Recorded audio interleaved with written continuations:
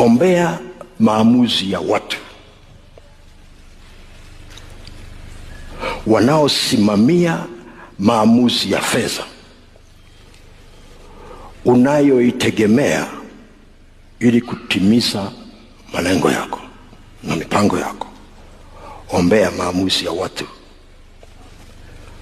wanaosimamia maamuzi ya fedha unayoitegemea ili kutimiza malengo yako. Ombea kwa bidii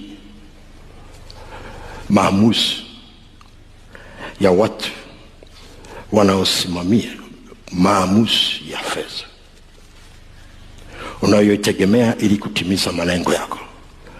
Kwa ukishaona tu mstari huu, cha kwanza cha kujiuliza kwenye malengo yako na mipango ulionayo kwa ajili ya mwaka huu wa 2026, unategemea kupata pesa kutoka wapi?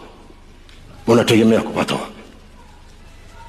Wale walioko kwenye maofisi wanajua, ukitengeneza mpango katueleza na bajeti yako ilivyokaa, matumizi yake, umejipangia jinsi utakavyotumia, wataalamu watataka kukuuliza chanzo cha hizi pesa ni wapi? Kwa hilo ni jibu ambalo unahitaji kulijibu wewe mwenyewe. Kama ni kipato cha biashara, inamaanisha utalazimika kutizama kipato chako cha biashara kama kitatosheleza kuweza kulipia gharama za mipango ulionayo na malengo ulionayo mwaka huu.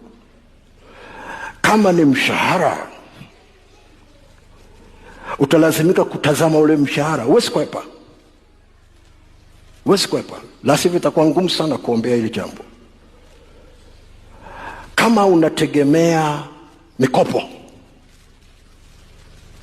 lazima pia ufikiri.